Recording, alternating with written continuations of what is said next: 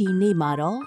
Harry Potter and the Philosopher's Stone ရဲ့ episode 3ကိုပြောပြပေးသွားမှာဖြစ်ပါတယ်။အခန်း3လိပ်စာမပါသောစာများ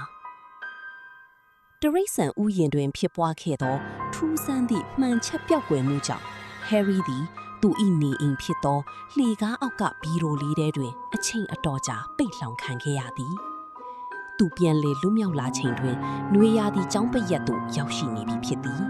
။ Harry အတွက်မပျော်ရွှင်စရာတစ်ခုမှာမကြာမီတက်ရမည့် Stonewall High ကျောင်းအတွက် Dudley ၏အဝတ်ဟောင်းများကိုစိုးစည်းဖြင့်အယောင်ဆိုးထားသောကျောင်းဝတ်စုံအစုံများကိုလက်ခံရရှိခဲ့ခြင်းပင်ဖြစ်သည်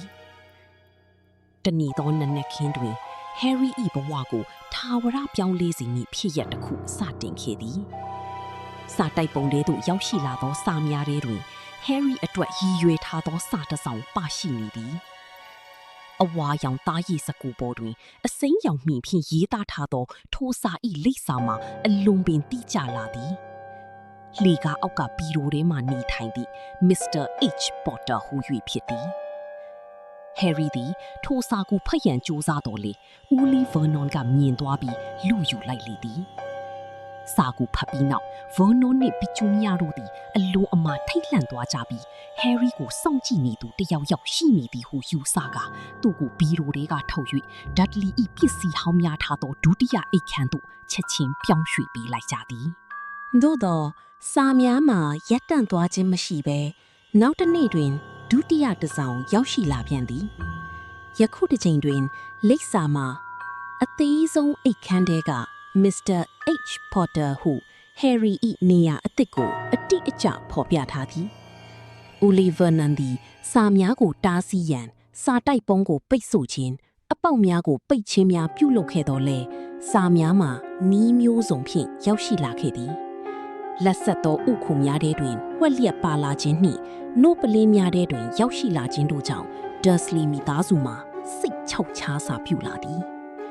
တနင်္ဂနွေနေ့တွင်စာတိုက်ပိတ်သဖြင့်စာမလာနိုင်ဟု Vernon ကစိတ်အေးလက်အေးရှိနေစဉ်မီးဖိုကြောင့်ရှိမီးလင်းဖိုထဲမှစာပေါင်းရာနှင့်ချီ၍ကြည်စံများကဲ့သို့တဝုံဝုံပေါက်ထွက်လာခဲ့သည်။ဤအခြေအနေကိုမထိန်ချုပ်နိုင်တော့သည့်အဆုံး Oliver နန်သည်မိသားစုလိုက်ကားပေါ်တက်ကာမြို့ပြင်သို့ထွက်ပြေးပုန်းရှောင်ရန်ဆုံးဖြတ်ခဲ့သည်။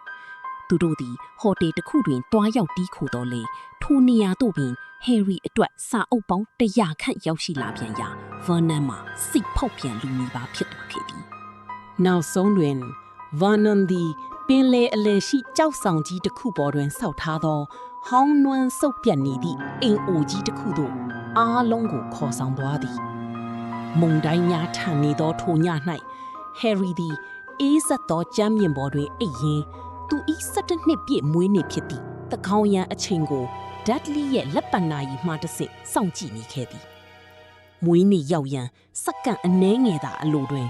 အိမ်တကားကြီးကိုတစုံတစ်ယောက်ကအားပြင်းစွာထုရိုက်လိုက်တန်းကြောင့်တအိမ်လုံးတုန်ခါသွားပြီးထူးခြားသောဧည့်သည်တဦးရောက်ရှိလာပြီဖြစ်သည်